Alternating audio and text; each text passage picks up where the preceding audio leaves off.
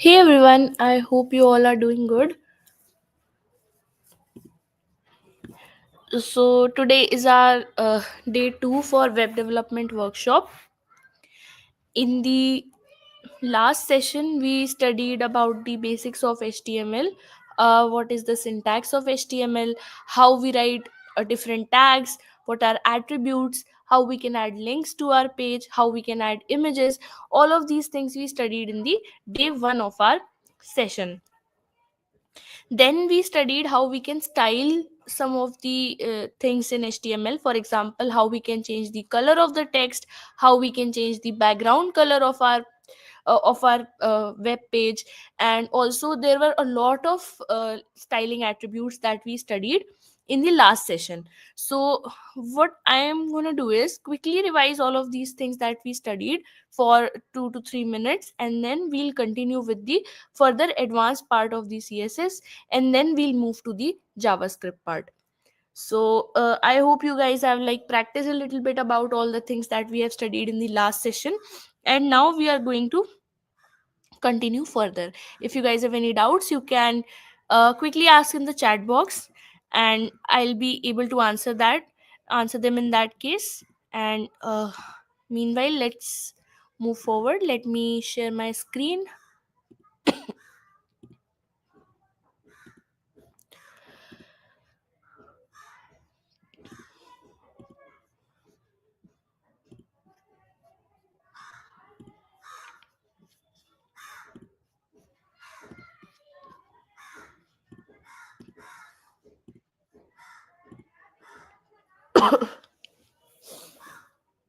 Okay, so I hope my screen is visible to you all. Are you all able to see code on the screen right now?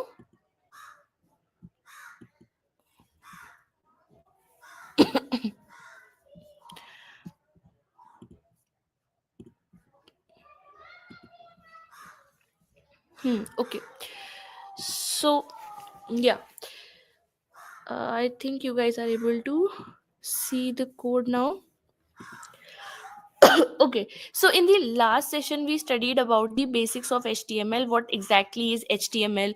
Uh, and there is also one important concept that we missed, that is HTML is not a programming language, it's just a markup language. That is, we cannot do mathematical calculations by using HTML, and we cannot compile this language. For example, if you guys have studied about C++ or Java, then you can do mathematical calculations, you can create code, you can run that code, right? And that like for running those code files, you need compiler. But for HTML, you don't need any compiler, you can simply write this in notepad also. Then we studied about what is title. Title is the top portion that we see on the browser tab. Then we had different types of headings, there were 6 type of headings. Then we studied how we can create lists. One was the unordered list, which gave simple dots on the web page, and another one was the ordered list. We also studied about the detailed list, in which we can add the dash for describing the list item. Then we studied about the anchor tag, which is the link tab. And here, whatever link we will add, for example in href, if I write google.com, then I will be redirected to google.com official website. Okay, then we studied about the paragraph tag and how we can add images by using the image tag. We also studied some scripts regarding subscript and superscript. And then we move forward with the CSS part.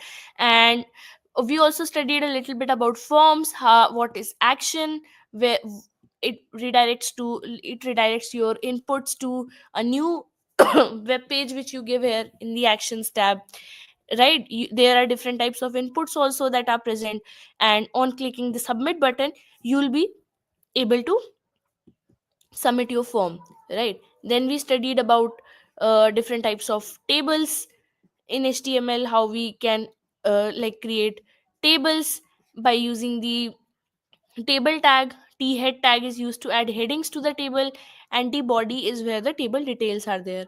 Then we studied about the table row, how we can add a new row in a table, and also the headings by using the th. So the format was something similar to this that we studied. right? This was the starting table tag. Then we had the head and the body. So these were the basic things that we studied in the HTML in session 1. Then we studied what are different types of colors that are present in HTML. Like we have the we have the RGB values, we have the hexa values, and we also have the RGBA values, in which A represents the alpha channel, or how much transparent our color will be. If the value is 0, that means our color will be of transparent, and if it is 1, then it will be opaque. In between those values, it can be any value, right? So that will be like how much percentage your color will be accordingly. And there are different, basically three styles of adding CSS. So first one is the internal style sheet by using the style tag. Another one is creating a new file that we were doing, linking it with the HTML file by using the link tag. And the third one was by creating internal styles only. Then we studied some of the text properties, like the text align property, font weight, text decoration, line height. These all attributes can be used for decorating our text. Then we studied some of the things about selectors, like there is one element selector, we also have a universal selector, and we can add more than one selector on a page. We have ID selector, class selector. All of these things we have studied in the last class. Now today we are going to study a very important part of CSS and actually of web development, which is box model. Okay, so if you guys have any doubts up till now, you can ask. Okay, so what exactly is box model? So everything that is present in HTML is in a format of box. Okay, what this means, if let me go to, let's say, any web page, let me open a web page, HTML web page. This is my index.html page. Okay, I have added doc type HTML, I have opened the HTML tag, I have added the head tag, and inside this I have added some meta links and title and a link. This link is referring to styles.css file right now, the styles.css file, which means this particular file it's referring to. Then we have the body, and inside the body I have a heading, right, which says hello. And then I have three divs. Divs are basically containers, just like you can say a jug or a container which contains some of your contents. Okay, so inside div as such does not have a specific meaning, but you can use it to differentiate things. For example, you can create more than one div and you can add contents, for example heading, paragraph, and all of these things inside that. So here I have added three divs, okay, which contain some paragraphs, some text. Okay, these are three divs. And then I have a button. So I'll just copy path of this file and I will paste this in the browser. So you can see I have these contents here, right? Now yeah, so everything that we have in CSS is a box. And what this means is, if I click on right click and then go to inspect, right, so you can see here, wherever you will, whenever you will open the inspect, you'll always see this kind of box here, right? And when you hover over it, you will see some different areas here, right? So what this means is, we have everything, no matter what you have. For example, if you have the body tag, that will also have a box. If you have a heading tag, that will also have a box, and your div tag will also have this particular box everywhere. So every box contains some elements. For example, if you have this div, right, so this div has height of 190, height and width of 190 and 190 pixels. Okay, it's a square box, and this has width and height. So the lowest most portion, let me just zoom it a little bit. So the innermost portion, this which is blue, you can also see it's hovering right now. So it signifies width and the height. You can also change it from here. For example, I can change it to 400, so you can see width has changed. Right, I can also change height from here. let's say 200. So the innermost portion is the width and height of your element, and this particular width and height will be available in all the tags that you have. For example, you have h1 written here, and you can see width and height of your h1 also. You can click on another div 2, you can see width and height of that also. So this is the innermost region of the box.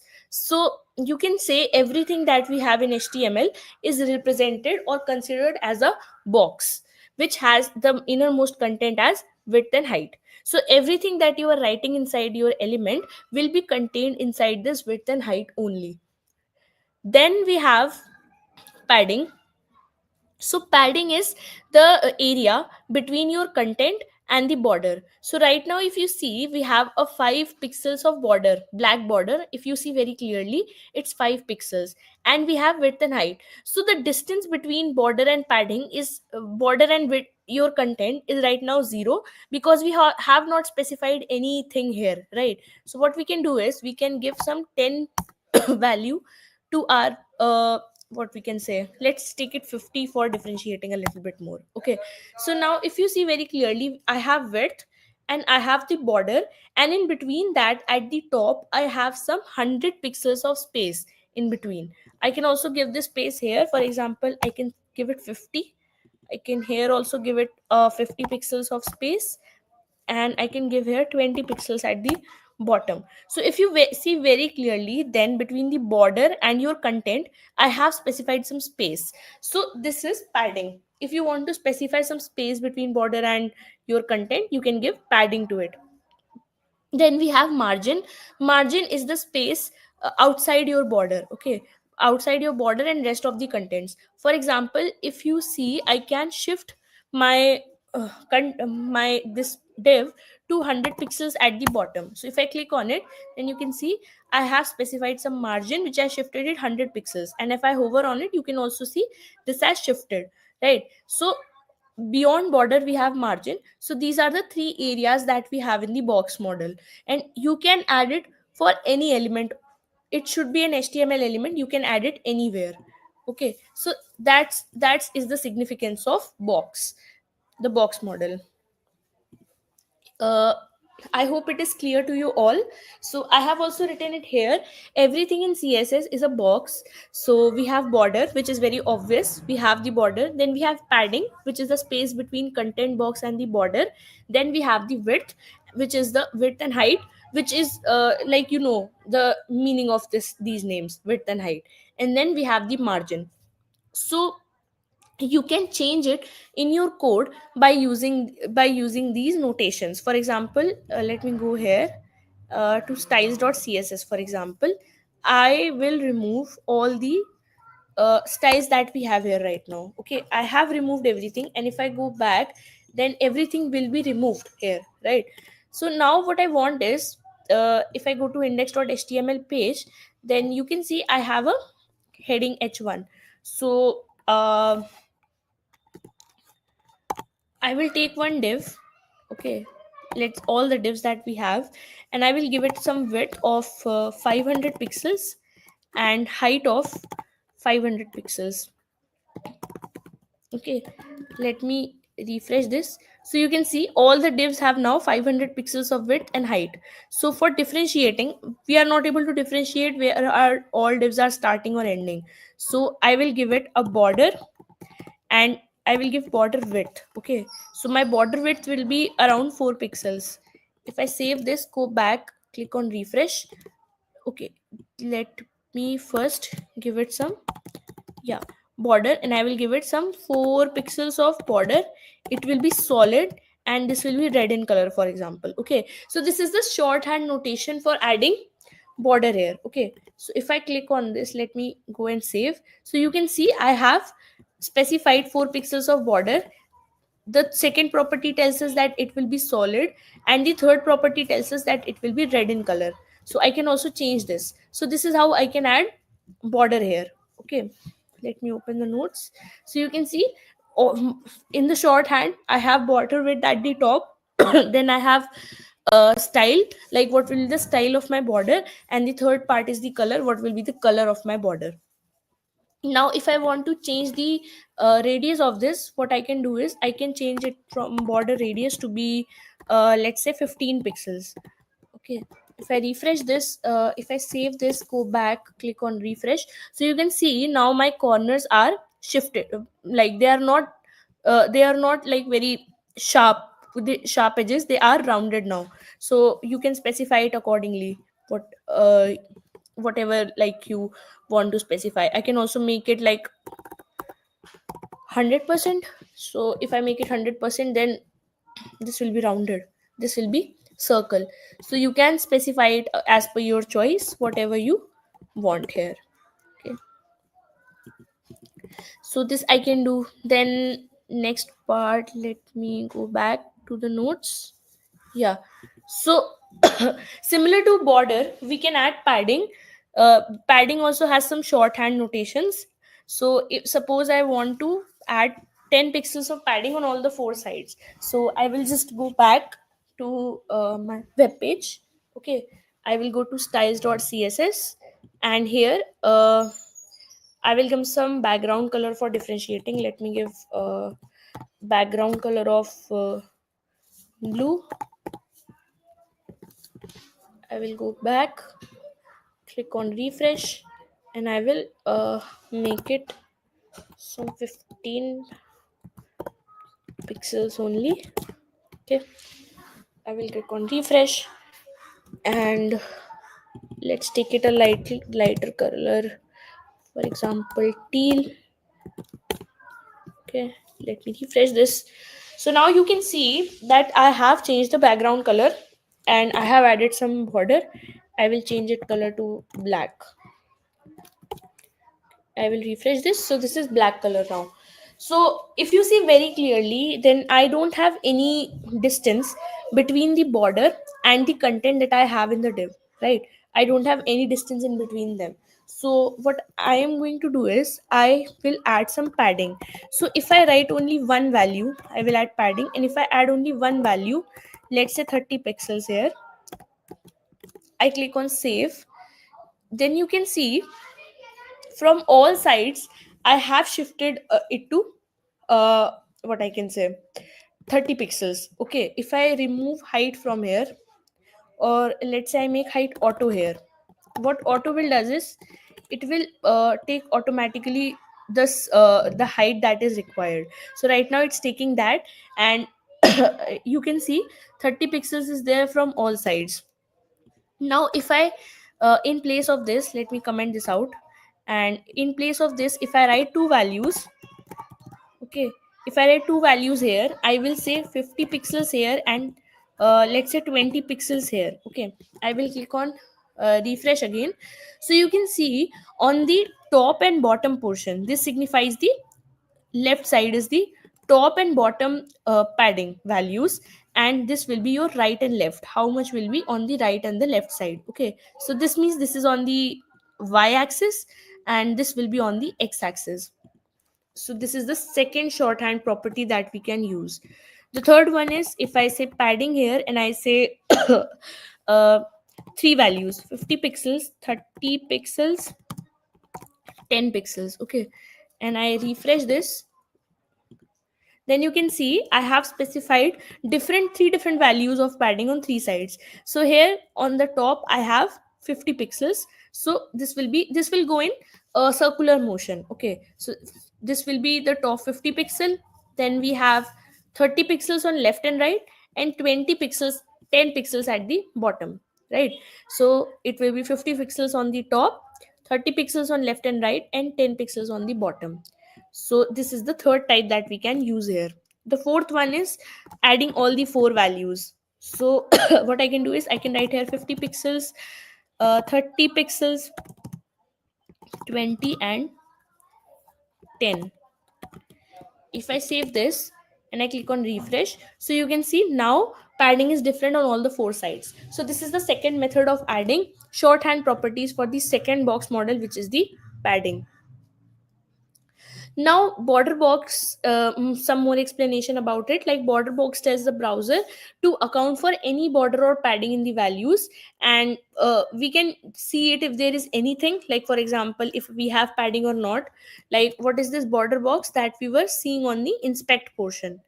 This is known as the, sorry,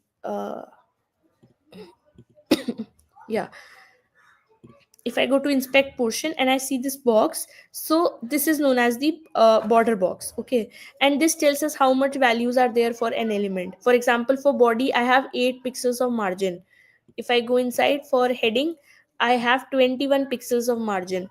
For div I have 4 pixels and these many padding that we have specified right now. And for 2 also and 3 also we have this, so we can see by using the border box. Then we have the margin, which is a space outside the border, and this will follow the similar properties as padding. Like you can write similarly for margin also, everything else will be same. So I hope this border box property is clear to all of you. Now let me go to the next part, which is the display property in css. Okay, so what exactly is this display property? So now let me open a new html file that I have created before. So if I click on copy path, go back and paste it here, then you can see I have defined 3 divs. Okay, I have 3 divs here. I have below this some heading and the paragraph. Okay, so I don't think I need heading and paragraphs, these all things for now. So what I'll do, I'll just comment these for now. Okay, I have commented this. For now I have only 3 divs on my page. Okay, 3 divs on my page. Now let me close this. Mm, okay. Okay, so the I have connected a style sheet to it, like a style sheet which is styles.css. Let me open this also, and if I open it like this, then you can see uh, I have specified some styles for my div also, right? If you see here, I have some width of 200 pixels to the div, height of 200 pixels, background color of this, border of this, and some display property that we have not studied yet now. I have given it to it right now. So you can also verify all of these styles by going to inspect, and if you go down a little bit, you will see this particular height and width. Let's click one div. Yeah, 200 pixels of height, width and height, margin and some border, right? This is all we have given it to it right now. 50 pixels of margin and 5 pixels of black border. Now uh, what is this display property? So let's suppose I say display block here. Okay, display block, and if I go back and I click on refresh, so you can see initially they were in a horizontal line, but now they are aligned vertically. So why? Because this particular div that we have right now is specified as a block property. So all the elements that we have in html which are block, which have their property as block, they will take up the whole horizontal area that is there on the web page. So you won't be able to add any element in this particular horizontal region that we have here. So this is taking the whole horizontal region, this is also taking the whole horizontal region, and the third one also. So that's why they cannot be aligned together. So there are some of the elements that in html that are block by default. So elements, let me just write it here. So some elements that have display block property by default. Okay, so they are headings, all the heading tags, h1 and h2 and anything. The paragraph tags, they also are block elements. Okay, so if you write one heading and you write another heading, that's why they will always come on 2 lines. Okay, So if you see here, I have these two headings. If I comment this, if I uncomment this, I have two headings here. And if I click on refresh, so you can see that these headings are automatically coming at like vertical. They are not horizontal with each other, right? Although I have not given it any display property also. So why this is happening? Because by default your heading tags have display block property with themselves. Okay, so that's why they will not be aligned in a single line. If I give it another property which is opposite to block property, and it is known as inline. So if I give it the inline property and I click on refresh, so you can see now they are coming in horizontal line in the same line. So this inline property is the second property which is opposite to this block property. And if you add it here, you will be able to add your elements in a single line. So if I add here inline, okay, and I go back, I click on refresh, so you can see a very important difference here, which is these are your three divs that we have right now, but you are not able to see any content here. There is no height and width of these divs, right? There is no height and width of this div. If I click on inspect and I go to my div, right, then you can see I am not able to see anything here. So why this is happening? The reason is your inline properties, the display inline properties, you when you apply it anywhere, this is not default, but you when you apply it anywhere, you will not be able to specify any width and height to your element, and you won't be able to add any border or margin to it. So that's why you are not able to add any width and height to it. So that's why they are coming very small. So by using the inline display property, you can make elements like come in single line, but you won't be able to add any width and height to it. So to resolve this issue and to bring best of the both worlds, what we do, we use inline block property that was written here previously. So you can make, by using this, you can make them in one line, and at the same time you can add width and height to it. So these are the three types of display properties that we have in CSS. So the first one is the inline that we have studied. Okay, so width, height and ignored. Okay, padding is still respected, like you can add the padding, but it will not do anything because you don't have width, so you won't be able to like identify the padding also. And margin is also respected, but only in the same line.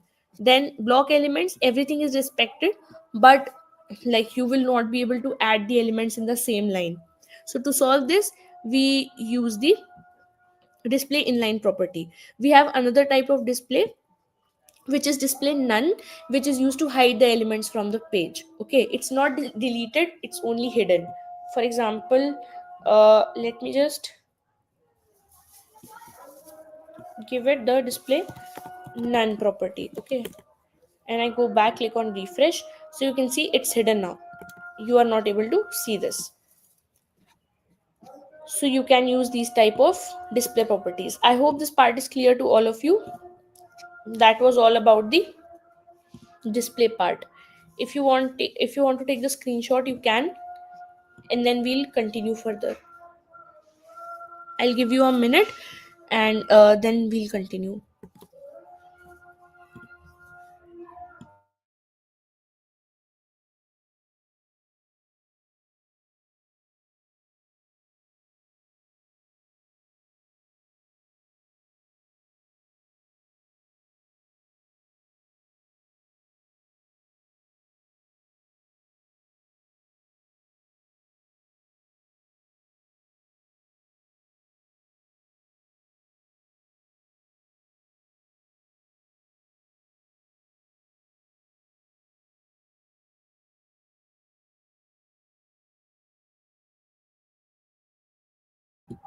Okay, so now let's continue. The next part that we have is the units. So what are units? So there are different types of units that we have in CSS. The first one is the type of absolute units. Okay, so what are absolute units? All the units that don't change their size when you change the screen width. For example, if you use it on mobile, pixel will mean the same, and when you use tablet, then also pixel will be same, and for laptop screens pixel will be same. So these are the absolute units which do not change when you change the screen width or height.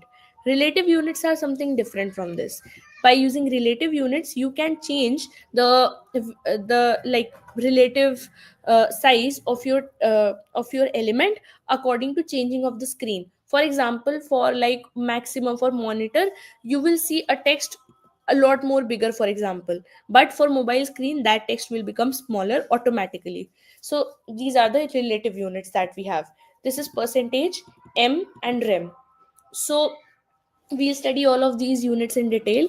So first one is the percentage. So percentage are the units, uh, relative units. And here, for example, if I add width of 50%, so what this means, percentage of your parent element. Okay, the parent element. So let me open a code file.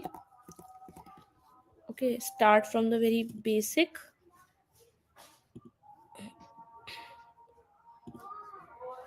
Okay, let me copy the path and paste it here. Okay. So here if you see, I have some different css units specified. So I have one h1. Okay, inside this I have a button, click me button, and then I have article and some headings here, h2, h3, and button, and I have paragraph also. So for ul we have the underline tag and some list items inside this. I also have another list item which containing these. So this is how it's looking right now.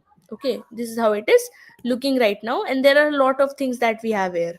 See, here also I have added using rems instead of m's. Okay, so now if let me open the style.css file also of this code. This is the styles.css file.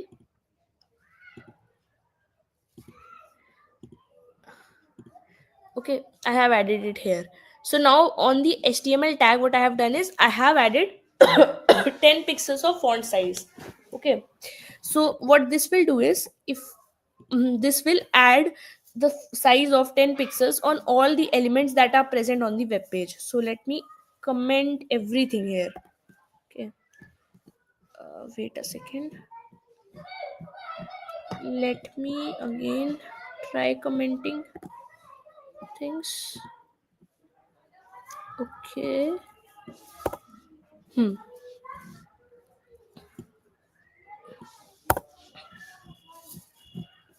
I think it's done now. So if I go back and I click on refresh, so you can see all the things that we have right now are coming as 10 pixels except the heading, because their default like alignment is being there, but rest of the text is 10 pixels right now. So uh, if I add here percentage, let's try with percentage. So here the background color is somewhat this of this value, and I have added this id to let me show it to you where I have added this id. I have added this id on the last section. Okay, on the percentage. So let me comment out this.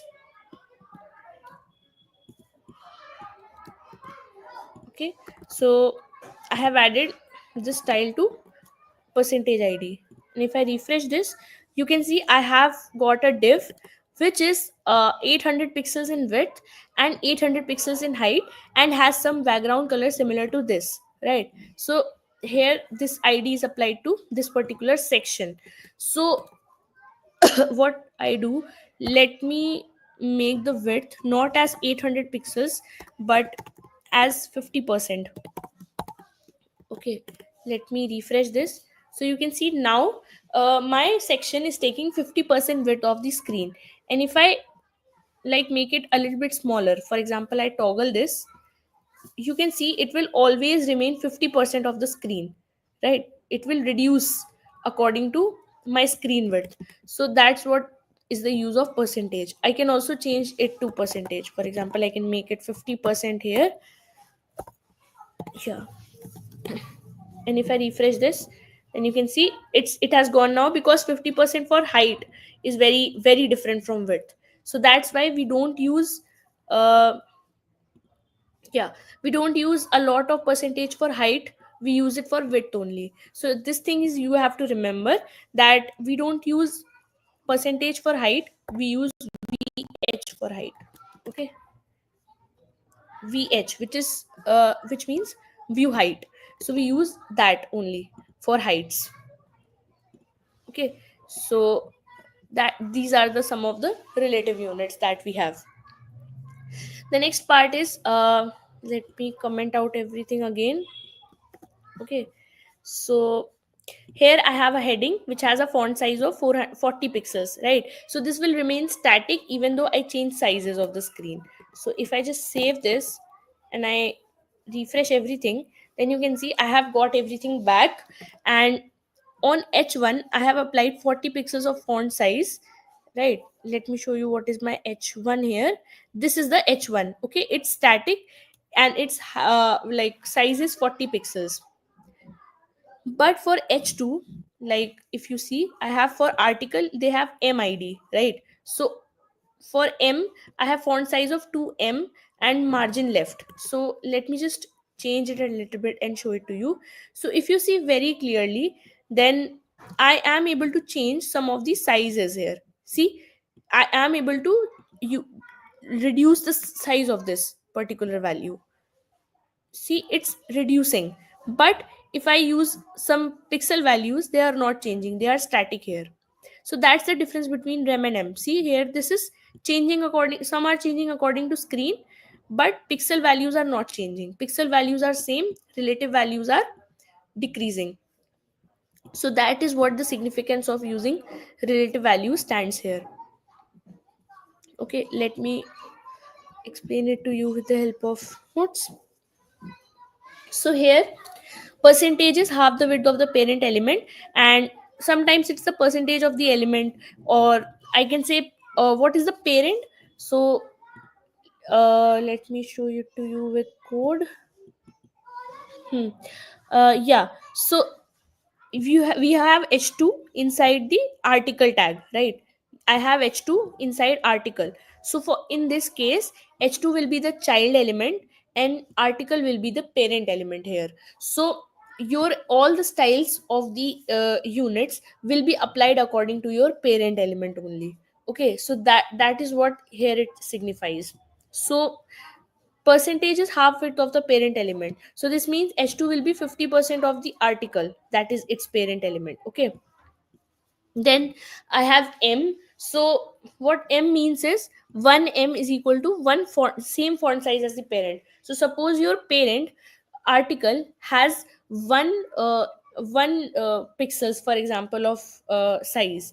So if you are writing 1m for your child element, then in that case it will have same font size as the parent. If you write 2m, then it will mean twice the size font size of the parent. And this is the significance of m. For rem, what we can do is we can overcome this particular shortcoming. Okay, so suppose, hmm, yeah, so this will, if you write rem, this means root of the html document, like it will start with the root.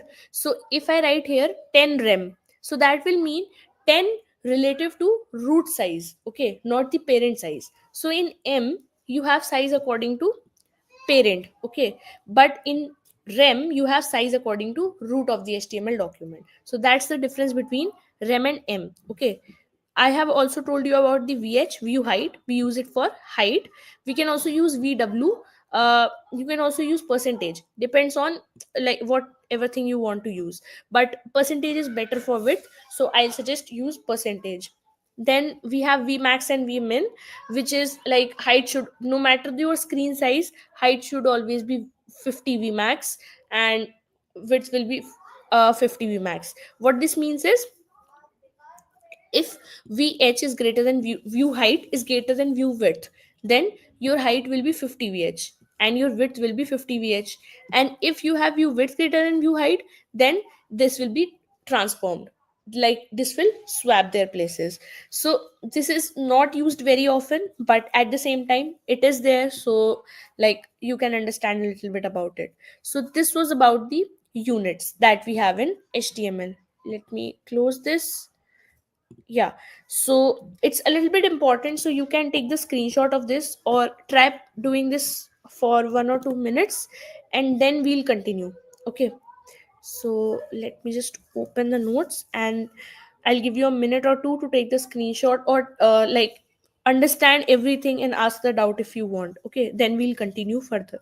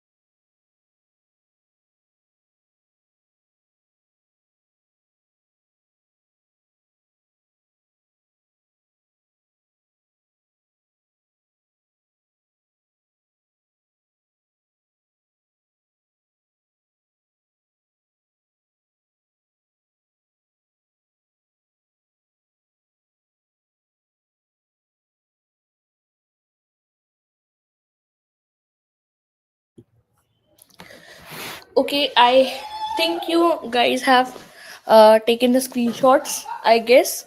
And yeah, let's continue further. So we have covered the part of units. Next, we have the opacity or the alpha channel. Okay, so we have studied about the RGBA values yesterday, like in the day before yesterday session, which was the session 1. And there we studied that if you write 4 values inside RGBA, right, then the fourth one is uh, represents the transparency, like how much transparent your element will be. Okay, so you have opaque or you have transparent for 0, and in between that you can add any value of your choice.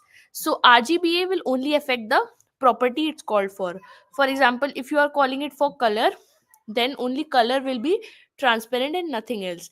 But if you are calling the whole opacity value, okay, let me tell it to you here. Let me open this particular code file. Let me paste it here only. Okay, so here if you see, I have styles.css file also, and inside this I have section, right? So this is my section which contains id of RGBA and has some magenta color in it. Okay, so this magenta color portion is your section. Okay, the div inside it, the RGBA div, which has the id RGBA, is has a width of 50% of its parent, which means 250 pixels, right? So this is 250 pixels, and height of 50%, which means 250 pixels height. So, and this has a color of uh some lighter color. Okay, some this lighter color it has here. And we have the opacity id, which is given to the third div that we have here, this particular div. So here on the RGBA, I have added the RGBA, including the alpha channel, and I have given it point 0.7 value. So what I can do is I can reduce it a little bit. I can give it point 0.2. Okay. If I go back, click on refresh, so you can see, if I zoom it a little bit, that my background color is becoming more transparent, right? It's becoming more transparent. If I reduce it to 0 only, then my color will go. Okay. And if I make it 1, then yeah, this is your opacity. All right, this is your opaque color. So now I will make it point 0.5 again. Let me go back, click on refresh, so you can see that I am able to change the color. Now what if in place of this a value, right, I just simply give a background color to it, to and add opacity of point 0.5.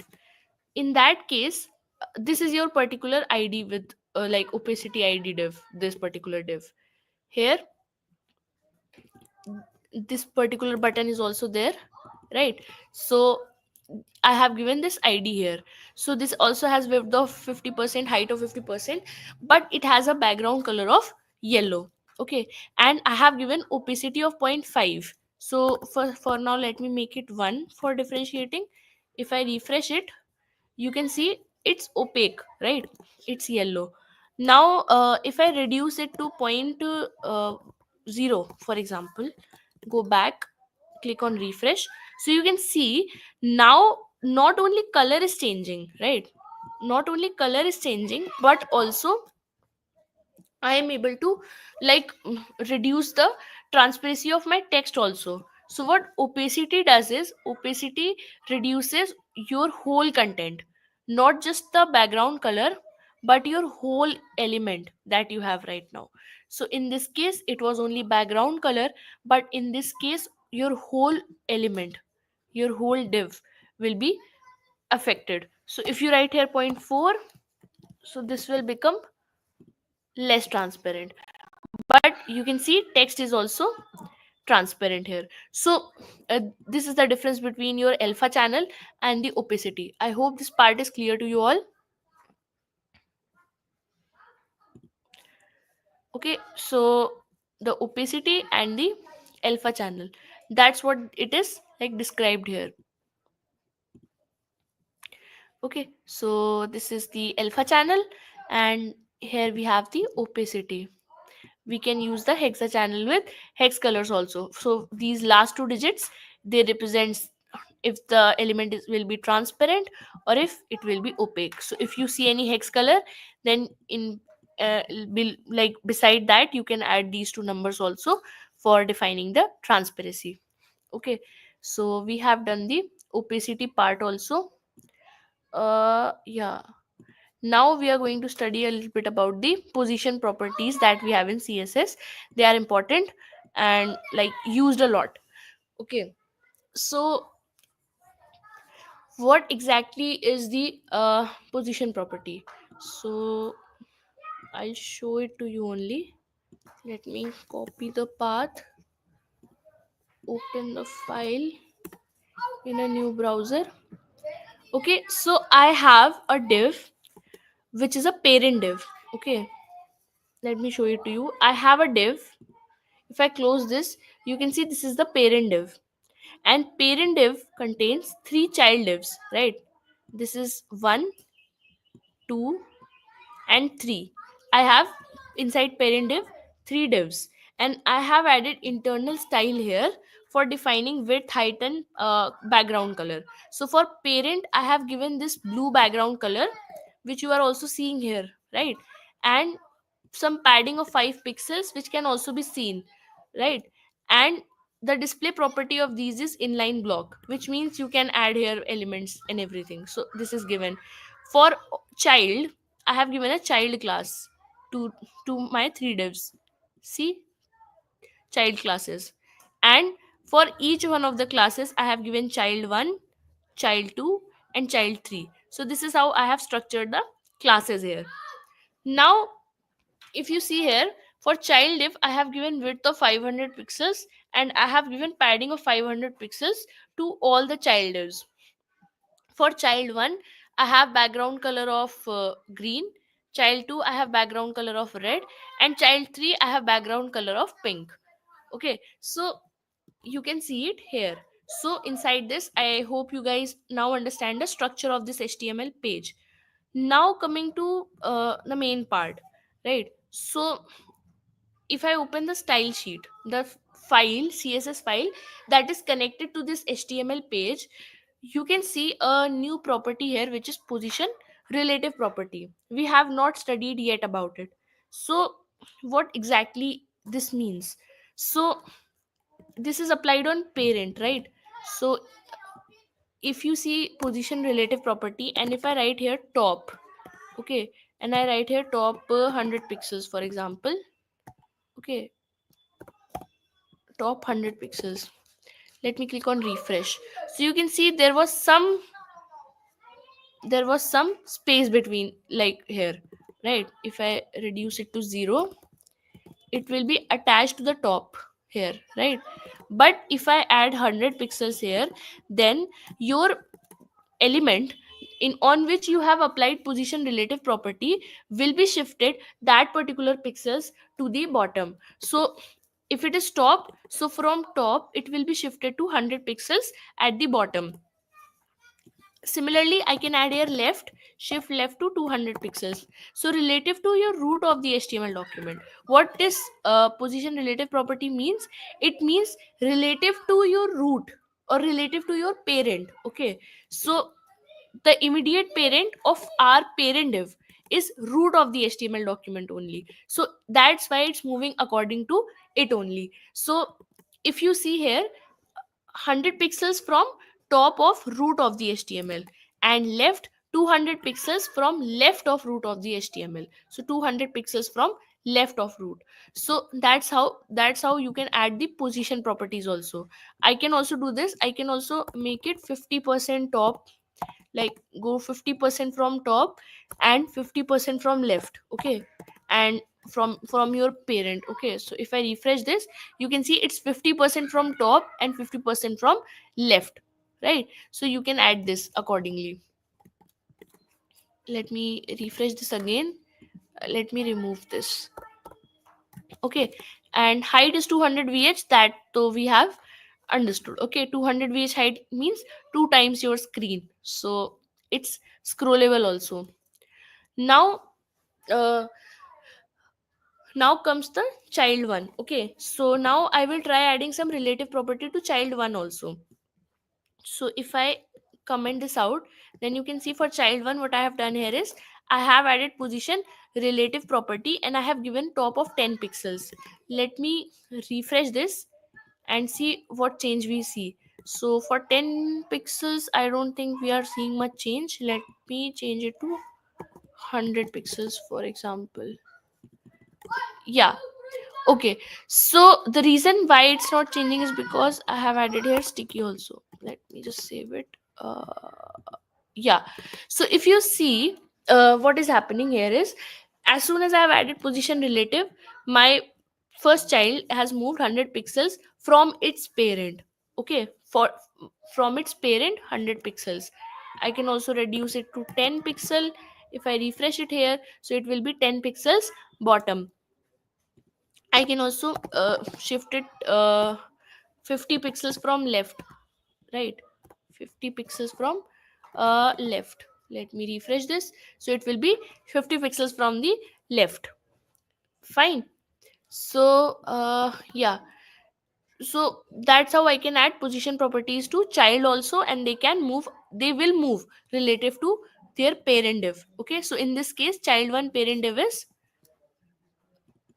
the parent blue div. Okay. Now let me try adding position absolute to it. Okay, so let me refresh everything. Okay, so as soon as I write position absolute, there is very important difference that I want you guys to see, is that let me comment this out here, and let's suppose I add top 0 pixels here. Okay, I save it, click on refresh.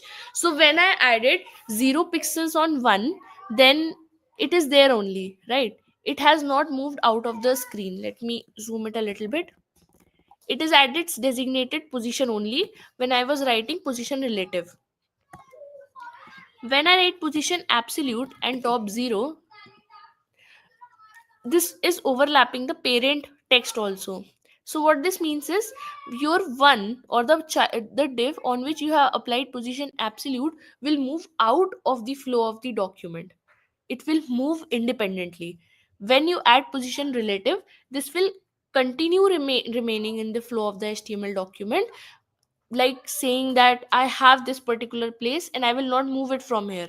But when it comes to position absolute, then it will move out of the flow of the HTML document. It will overlap everything that is present there, and it will not matter for it what is there.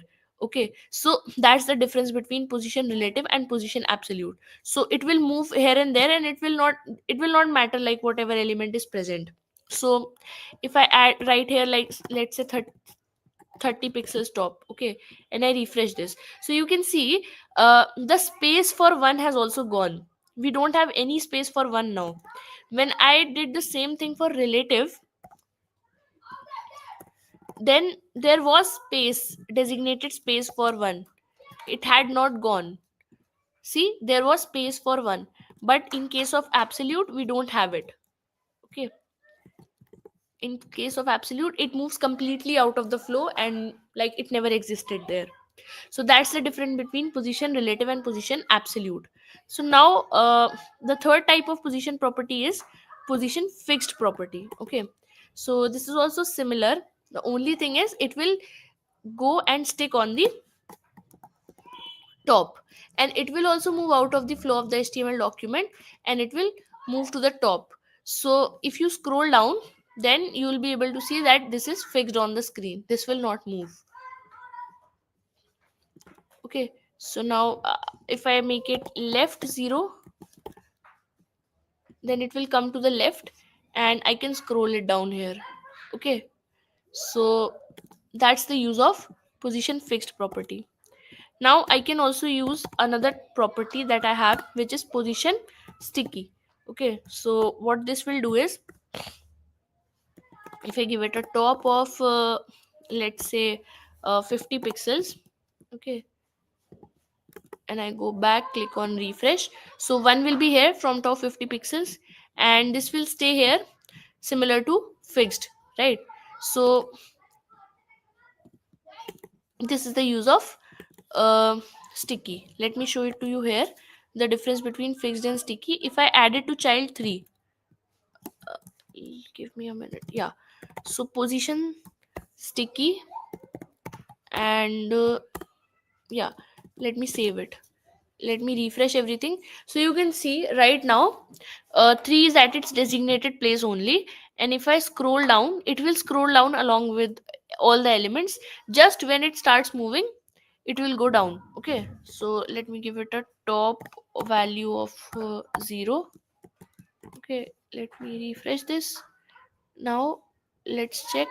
So you see it's now sticked to the center. So as soon as it moves out of the if it's move out of the window, then it becomes sticky. So this is the difference between fixed and sticky. If you add for let me add it for child 2, position fixed, okay, and top value will be 0. So 2 will have moved out of the flow, but 3 is there. So that's the difference between fixed and sticky. Okay, so this will remain stick. 2 has moved out of the flow, but 3 will come afterwards. So that's the main difference between all of them. So let's revise everything. So position static is by default, like you can add you, no matter what you write top, right, bottom, left, and anything, it will have no effect. If you write position relative, we have seen that it keeps the element in the flow of the document, and we can move it here and there by using the top, left, bottom, right property. And we can also use negative values. For position absolute, this element is removed from the flow of the document, okay, and no space is given to it. So everything else in the document, it will render as if this particular element does not exist at all. And the another one is position fixed property. Okay, it's very similar to absolute, and fixed position elements are there, they always lie to the root of the HTML document. And then we have the position sticky, which starts out in its position when we scroll down at the bottom. So these are the four types of position properties. I hope this part is clear to all of you.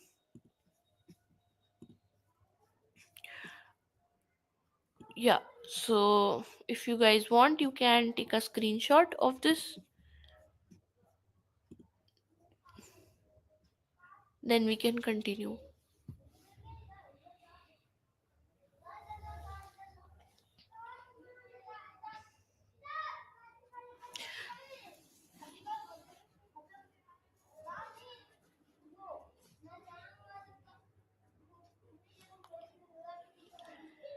Okay, so now let's move further. Now next we have the transitions property in CSS. So let me open the particular code file. So okay, so now this is a new file that I had created. We are studying about the transitions in CSS. So now here I have added doc type HTML opening tag, the head tag inside which contains the meta tags and the link. Now I have a heading here which says transitions. Okay, then I have added a div and I have given a class of circle to it. After this, I created a section which contained four divs here. Okay, then closing tags of body and HTML. So this is my HTML page. It's looking similar to this right now. Associated CSS file is this. I have added a associated CSS file here. Okay, this is styles.css file. So if you see here, this particular div class circle, and I have added some style to it, right? And circle hover, I have added some style to it. So if I go back, I click on refresh, and if I hover over it, okay, what is the meaning of hover? Hovering means just scrolling your mouse over something. Okay, so if I hover over it, so you can see I am able to change the border and like color of this. And if I hover over here, then you can see they are moving, right? They are moving here. So how we can achieve this? So we achieve these kind of animations or transitions by using transitions property in CSS. So this is a circle, like we are creating a circle right now, and this circle is magenta in color right now, right? It has a background color of magenta, has a width of 300 pixels and height of 300 pixels. Now I have added a transition attribute to it, which is a transition is applied on two values. First is the background color and the another one is the border radius. So if you see very clearly, background color is changing here and border radius is changing here, right? And I have to specify seconds, for how many seconds this will happen. So for background color I have added 1 second. So in 1 second background color will change, and in 3 seconds your border radius will change. If I make it to 2 seconds, then it will be quite fast. See, it's faster. And if I make it 1 second, then it will be more faster. Okay, so that's how I can add transition property here. So transition property will be applied when it will be applied on hover. Okay, you have to also specify that. So on hover, the background color, final background color will be this cyan color, and border radius will be 50%. So if you add this and then you add the transition value, then you can achieve this particular transition. Okay, so that is what the transition property says.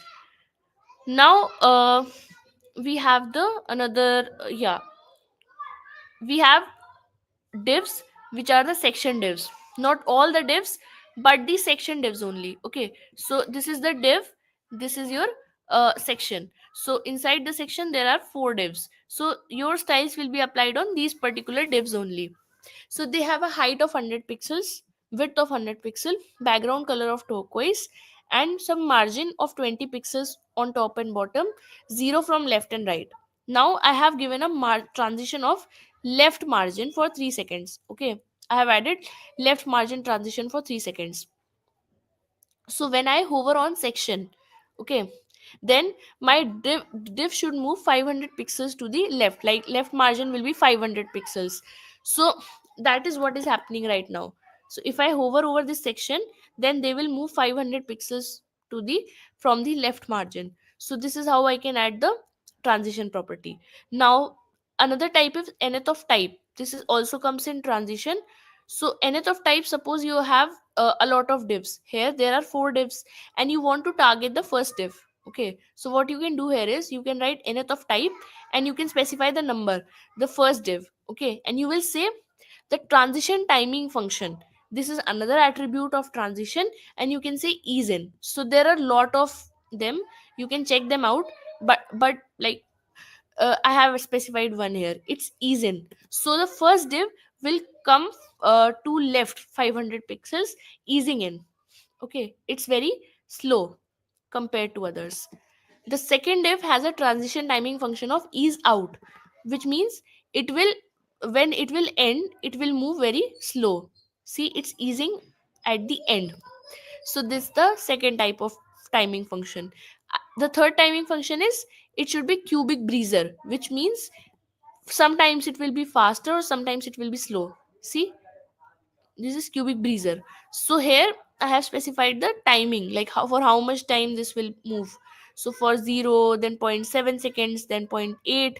So you can also specify this type of transition timing function. And this is the fourth one, for the fourth checkbox. Okay, so you can specify any of your choice. And I have attached a url here. If you go to this easings.net url, okay, so you can see there are a lot of timing functions that we have ease in, right, we have ease out shine. There are a lot of like here, so you can use them based on your choice. Okay,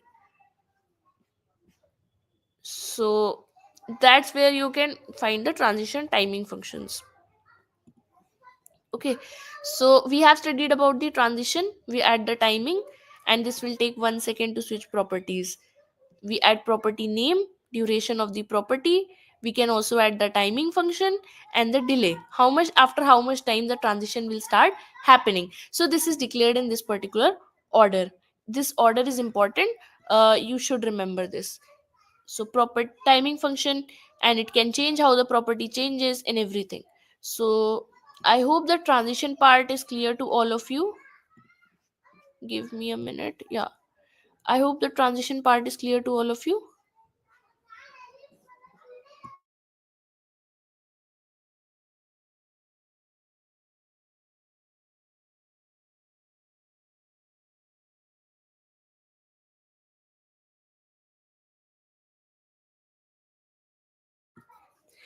Okay, so now let's continue further. Next property that we have right now is the transform property. Okay, so uh, let me open a new file. Okay, cross this, paste this in the browser. So you can see I have some transformations here, right? So this is a transform me, uh, all of these are divs. So you can see some of them are skewed right now, right? Some of them are skewed, some of them are like very horizontal, and some of them are like tilted like this. So how we can transform the elements on the web page, we are going to study that in the transform property. So let me open the styles.css file, the notes here, and yeah. So transform does what, it rotate things, it scale the values, it stretches them or move them. Okay, it depends on what we are specifying right now. So we use margin. First of all, we write margin 0 and auto, with a block level element, and if left and right margins are auto, so they are centered in the container. So this is one important property that we have, that if you write margin 0 and auto, then this your element will be aligned to the center of the web page. Now the next part is you rotate. So for rotating you use these angles, degree, radian or turns, depends on what unit you are specifying. So if you write here transform origin, okay, and you rotate it in x direction, let me show it to you in the code only. So here what we have here is we have transform property, and it's rotating by 30 degrees. Okay, so this will rotate your value to 30 degrees. We can also scale value or make it larger, zero point 0.6. Okay, we can also translate to 400 pixels, which means x will be translated to 400 pixels. We can also translate it in two directions. We can skew means tilting it a little bit. Okay, and we can also skew it in two directions. So these are different types of transform properties that we have for the css. The syntax of writing is very important here. Rest of the things, like you can google a little bit and then practice around, then you can do that. So that's the transform property that we have. Next, we have the Google fonts. So let's suppose you want any font that is not present on the browser that you are using. So you can simply go to Google and search Google uh, fonts. Okay, Google fonts, and here if you go and click on it, then you will find a lot of fonts here. Okay, a lot of fonts. You can click any of them. For example, if I click on this particular font and I click on get font, get embed code, then you can copy the embed code from here, add it in your html file, and then use this particular font. Using the font, by using font family, writing this, and you can use this. Okay, there is also import. You can also import the url, import url in your style sheet, and you can add it there. Okay, so this is how you use different types of Google fonts. So you can go around, play around, and like search a little bit. There are millions of fonts that are present here. Okay, you can use any of them. So this is about the Google fonts. Now the next part that we have is the intermediate css part. This is a little bit important part.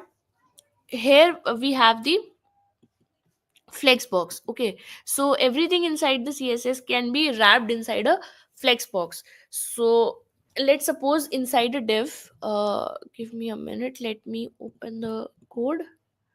We copy the path, paste it in the browser, close off everything. So you can see I have created a page, html page similar to this. You can also create it now on your own based on whatever things we have studied.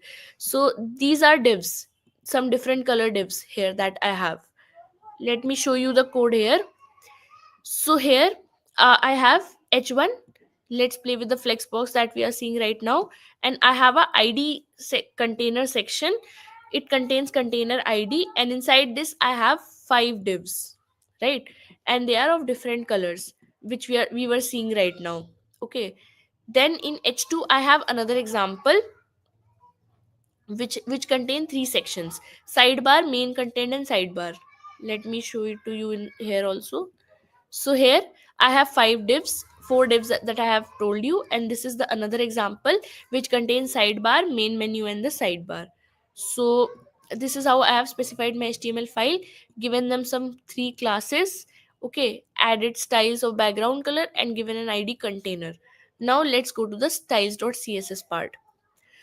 Now if you see very clearly that all of these divs are coming in horizontal line, and we have studied that by default we have block properties, so we cannot specify them in a single line. So how they are coming in a single line? So if you go back to the code, you see this is the id container, and in the container I have given display property of flex. Okay, display property of flex.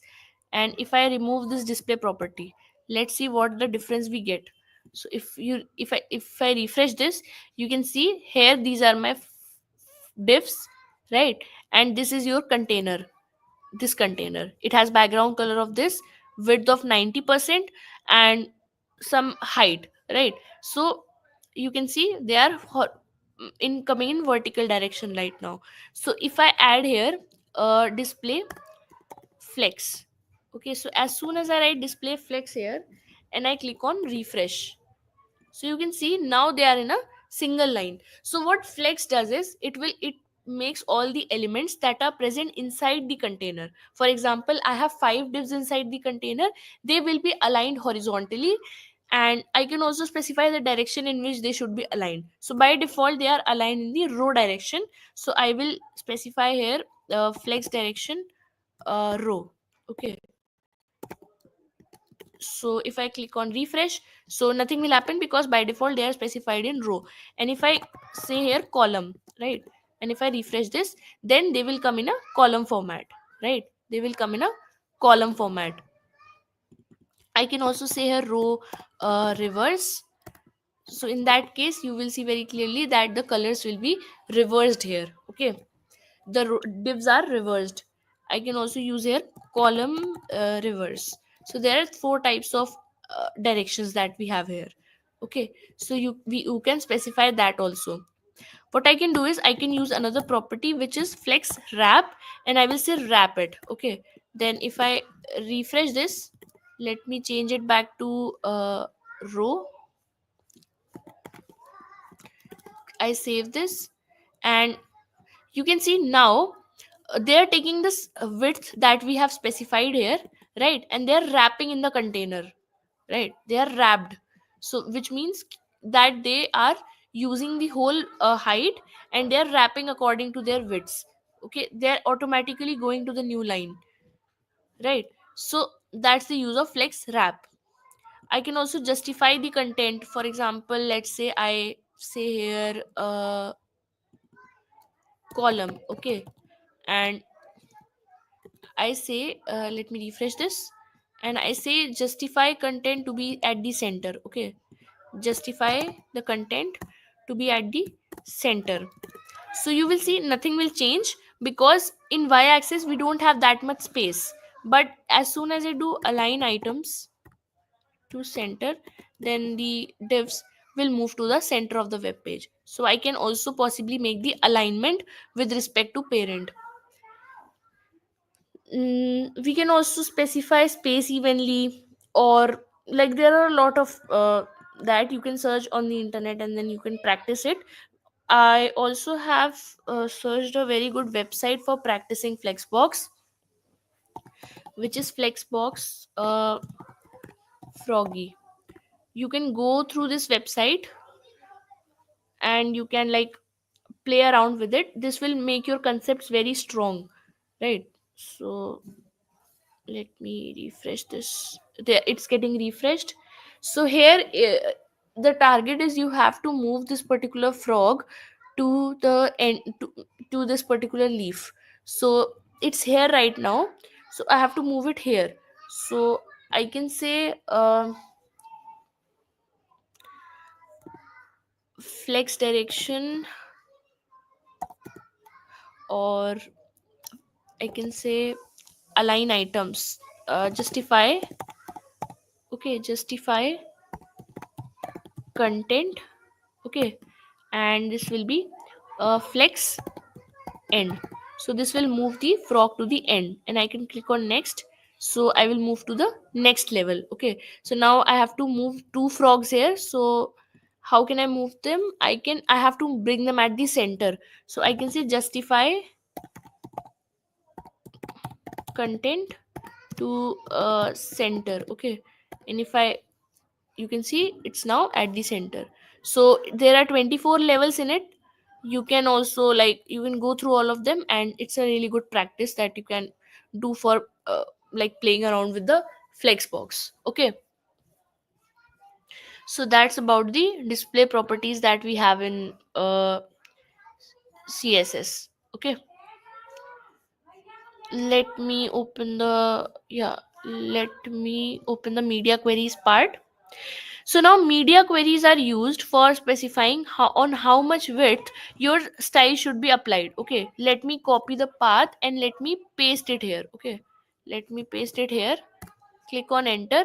So Now what exactly media query means. So if I go to styles.css, this is the syntax of writing media query on minimum width of 500 pixels, which means at minimum 500 pixels width your color should be orange. Okay, at minimum 1000 it will be yellow, and at 1500 pixels width minimum it will be green. So let me click on inspect. Okay, and let me make the screen width as 500 pixels.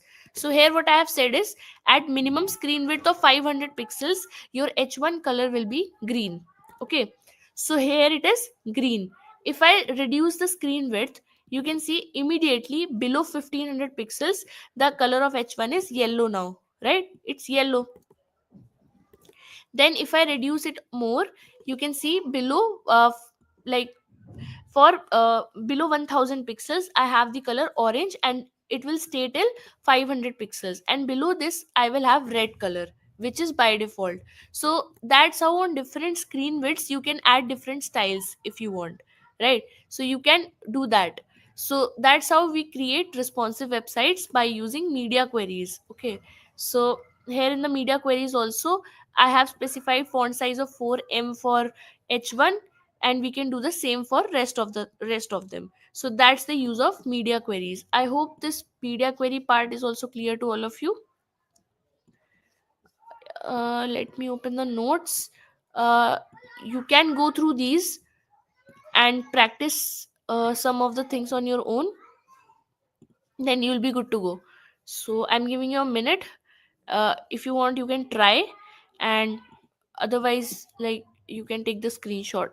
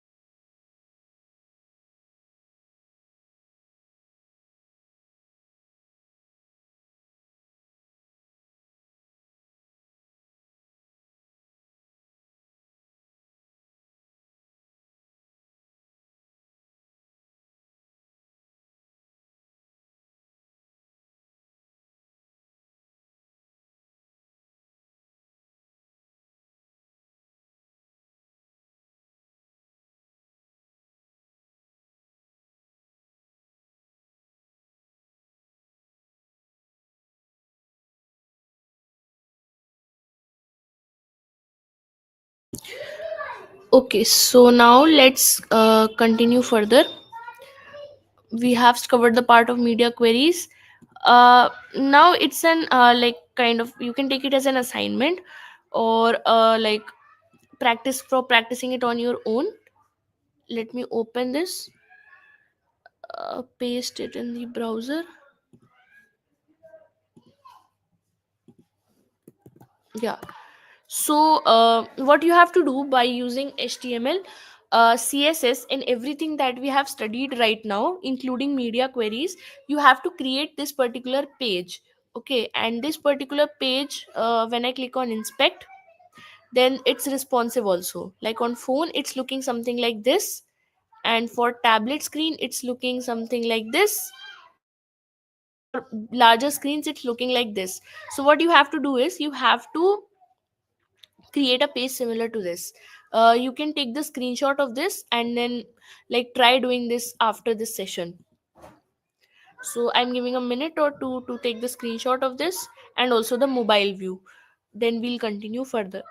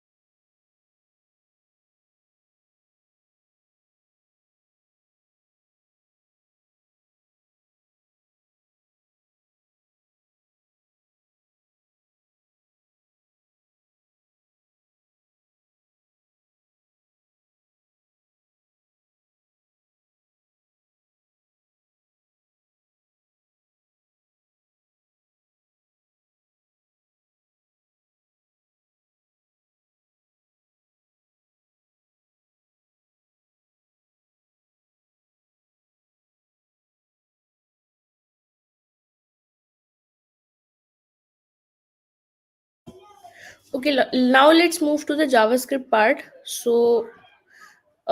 Yeah, so we have covered the most important aspects of the CSS. Now we are going to study a little bit about the basics of JavaScript, and like explain you about the syntax and everything, and then you can uh, practice it on your own. Okay, so here we have the JavaScript file. So why use JavaScript?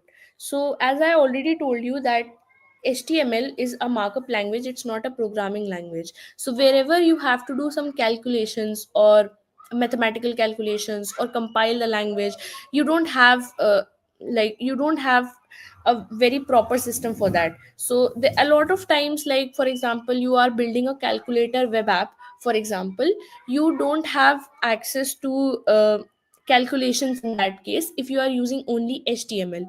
So if we see very clearly, then we can differentiate these three core languages of web development in three parts. Like HTML is used for uh, creating structure of the web page. Okay, it's very necessary for creating structure of the web page.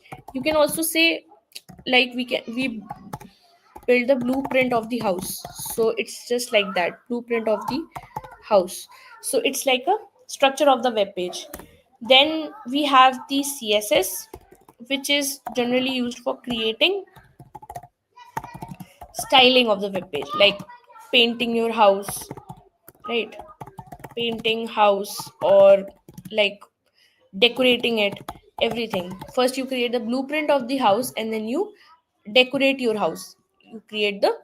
You create the paintings, you decorate the house. The third is like the functioning of the house. Okay, for example, using electricity, right? Electric connection, and like water connection and everything. So when you like build a house, you make sure all of these three things are satisfied, like completed. So similarly for web development, these three languages constitute the core of your website, right? So we have right now studied how we can create this structure of the web page, and we have also studied how we can decorate our web page. Now the third core language that remains is the JavaScript, which is how we are going to specify the functioning of our website. Okay, JavaScript will basically specify the core functioning of the web page, how our web page will function basically. So that's what we are going to study about in the JavaScript. So I have created an HTML file here, similar to everything. The only difference is that I have added a script tag. So for connecting what we were doing up till now, for connecting our CSS file, we were writing inside the head section the link tag, and inside the link tag we were adding the related to style sheet, right? And we were adding the CSS code here, right? We were joining our HTML and CSS file like that. Now for JavaScript, what we do, we write it at the end of the just before the body ending tag. Why? So that our whole HTML content is loaded first, then we load the JavaScript file. Okay, so it is always written at the bottom. So we write the script source, we write the name of our JavaScript file, where it is located.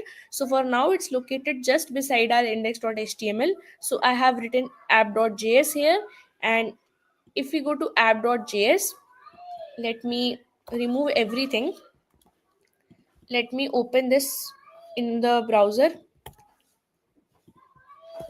Okay, so this is your first script. I have written it here, the title first JavaScript and h1 first script. Okay, so now uh let me open the inspect. Okay, let me open it here, and this is the console. So the developer console is used for writing the JavaScript. You can open any browser console on any web page, and you can do calculations over it. It's just like compiler for JavaScript.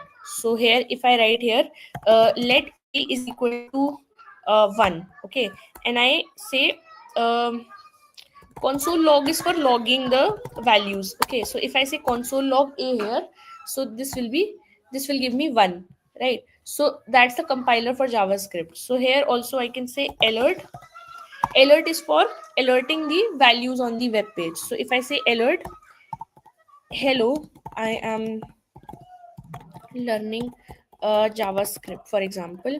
Here I write something like this, and I click on OK. So you can see I am getting an alert here saying hello, I'm learning JavaScript, whatever we had written here. So alert, we can use alert for that, and we can use this console basically. So what if we don't want to use a console and connect it to the web page only? So in that case, what we can do, we can go to the file, okay, and we can say here alert hello from local file app.js. Okay, and if I go back, click on refresh, you can see I am getting an alert from there only, right? So this will say that okay, our files have connected, our index.js html file and our app.js file has connected now. I can also do console log hello. Okay, I am logging from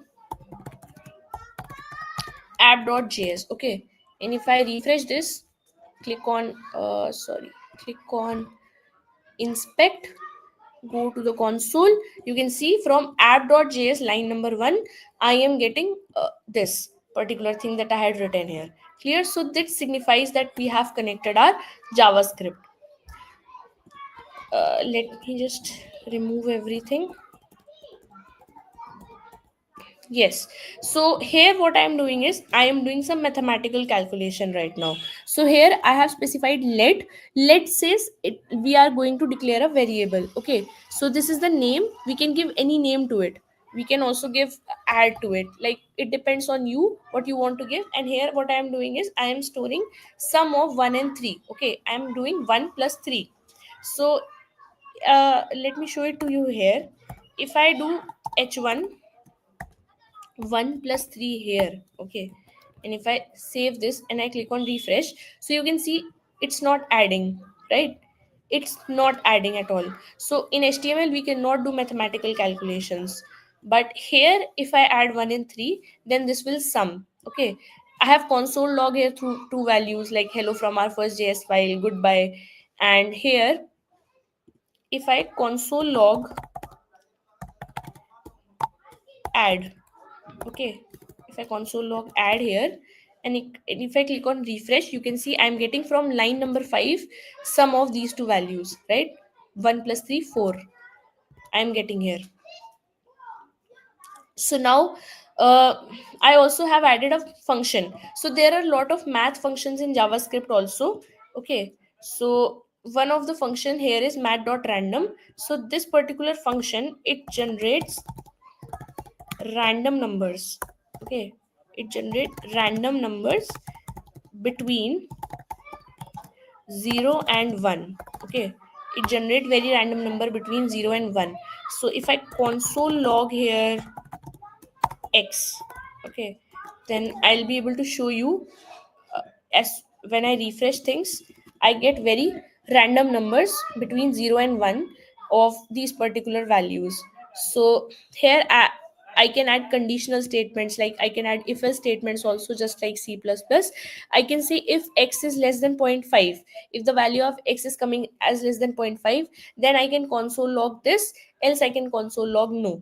So this is also rendering conditionally, like whenever value is less than zero point 0.5, I am getting no, greater than zero point 0.5, and for less than zero point 0.5 I'm getting you can drink.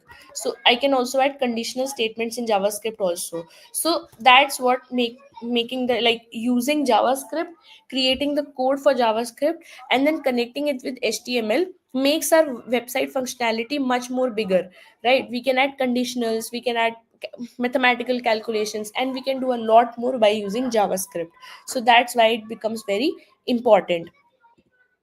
So in JavaScript we have some data types. One of the data types is arrays. Okay, so up till now what we were doing, we were storing the values as only one variable. For example, if I say let a equal to 1, okay, and if I say console log a, then a had only one value, right? A only had one value, that is 1.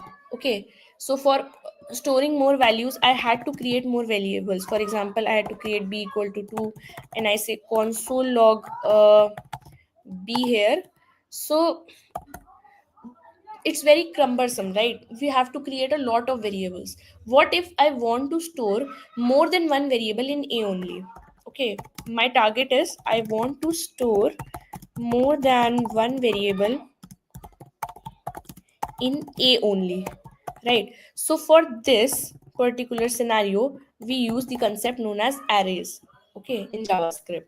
So I can say simply let a equal to, I will open these parentheses. Okay, this will signify, okay, I have to remove this. This will signify, okay, we are going to store arrays in this, and by using the comma, I can store multiple values here. Okay, so that's how I can store the array. And if I console log a here, let me do this in the inspect portion only. If I go to console, right, and if I say let a equal to 1 2 3 4 5, okay, and if I console log a, then you can see I am getting an array. Prototype is array. Okay, so that's how I can store arrays in it. Here, if you can see, I have added colors, three colors: red, blue, and orange. Have created a days array also, which contain days of the week. I have added stuff. So what this stuff says, that it's not necessary you have to add same type of values. For example, you can add true, you can add 68, you can add cat, you can add null. So you can add all the values that you want, and you can, and this will be completely okay in JavaScript. Okay, then we can push the values in JavaScript. For example, I have movie line. Okay, so let me just show it to you. Let me create a new array. Okay, I say let a is equal to 1 2 and 3. Okay, let me console log a. Let me click on refresh. uh, this is connected to this particular file. I just close this, paste it here. Okay, and click on inspect, go to console. So you can see I have an array 1 2 and 3, right? These three values that I have specified here. Now what I want to do, I want to add a new value. Let's say 5 here. Okay, so I will say a dot push 5, and then again try console logging a. If I click on refresh, so you can see now inside my array I have 1 2 3 and 5. So I can do this also, right? I can also pop the values. What I can do is I can just pop. So pop will bring out the most last value, okay, in the array. So if I say now console log my array, go back, click on refresh. So you can see now it has been popped. So I can use it multiple times.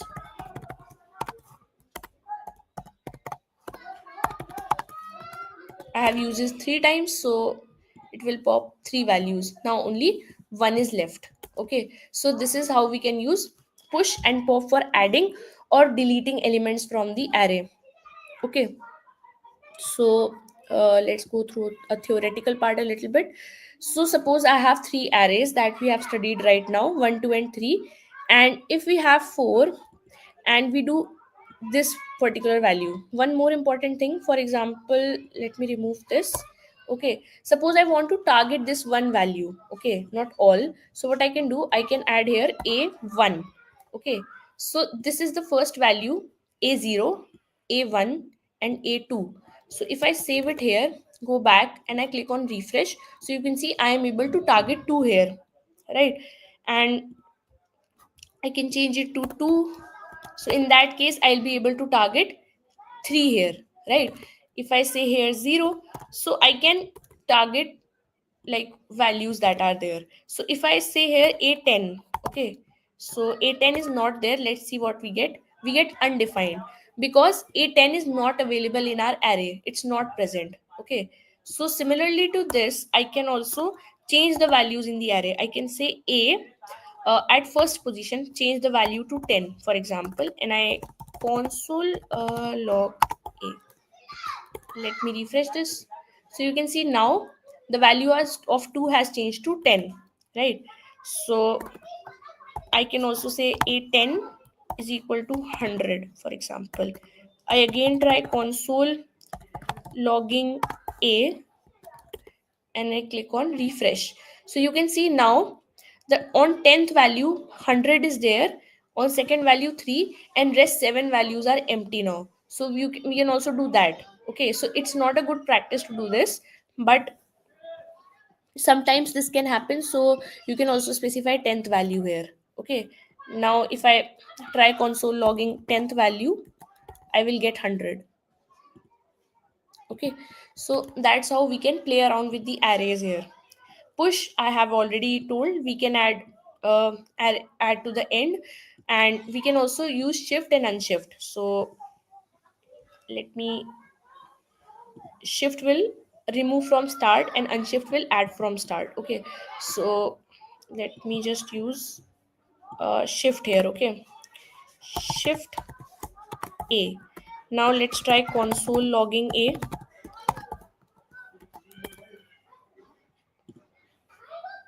Okay, shift is not defined.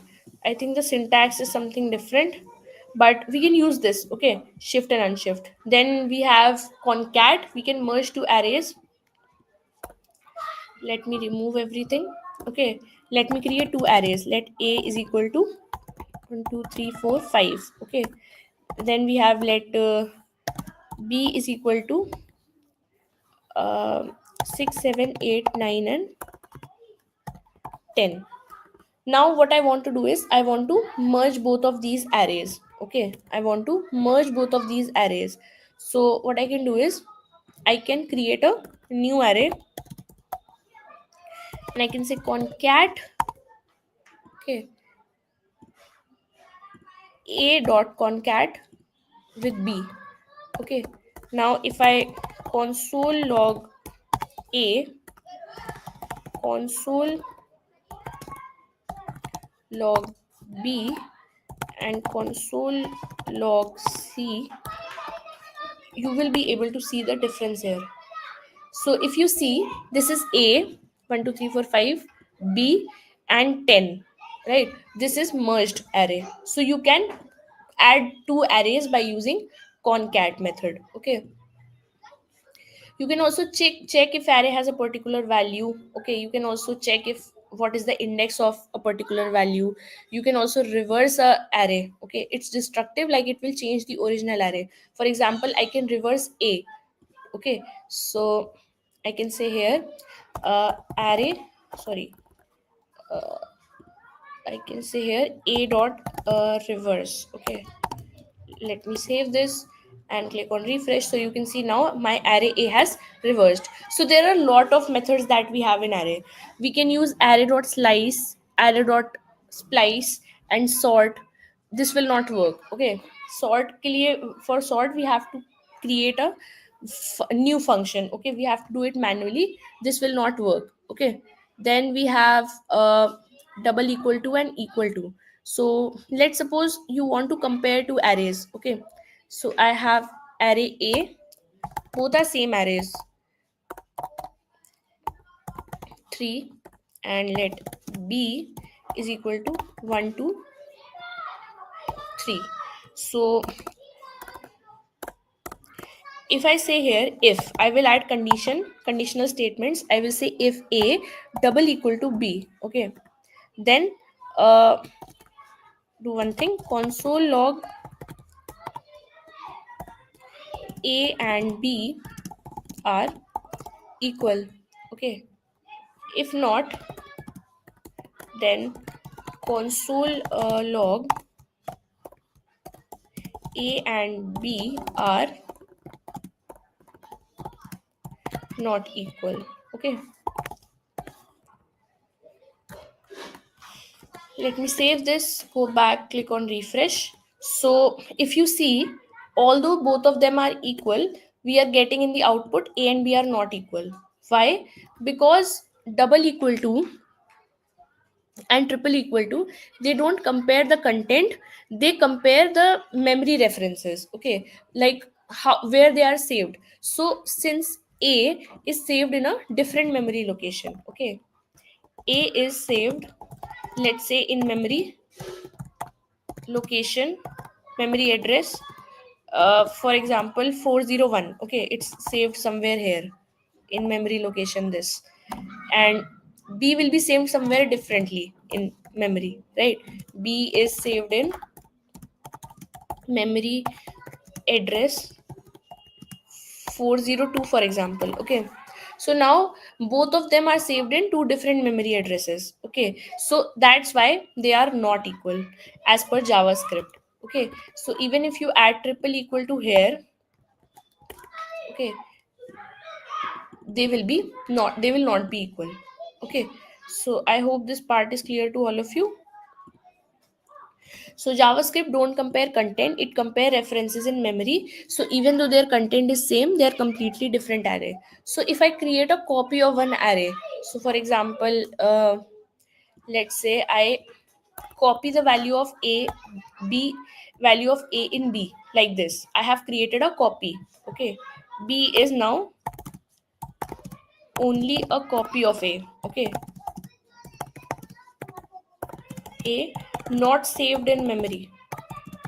Okay, so in that case, let's check what we get. If we go back, click on refresh, so we will get a and b are equal here in this case. Okay, so uh, since here b is now not going to be saved in memory, it will be in similar location as a, so we are getting equal. So this is very important part that we have. Now next, we can also assign nested arrays. For example, I can add const food items. For example, I have created this array. Okay, and inside the food items, I can have an array for breads. For example, I can add here uh, white bread, white bread, and brown bread. Right. I will add comma, and then I can open another array. I can say here the desserts. Okay, for example, I can say here ice cream. Here it can be cakes. Okay, for third array, I can have noodles. Similar to this, I can create multiple arrays. So this is what, this is nested array. If I console log it,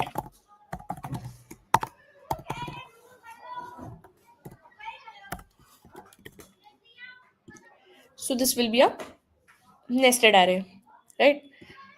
Nested arrays. So we can also create this in JavaScript. Okay, so I guess that's all we have right now. I think it's time, and we have studied a lot for the JavaScript part. For tomorrow's session, we'll go for the loops. We'll create a to-do list app, and then we'll study about variables, string, and a lot more in JavaScript. Then we'll move further with the asynchronous JavaScript nature, the APIs part, how we move terminal, what is Node.js, and REST APIs. So there is a very lot of interesting part that is coming up. So if you guys have any doubts, you can ask. Otherwise, we'll end the session.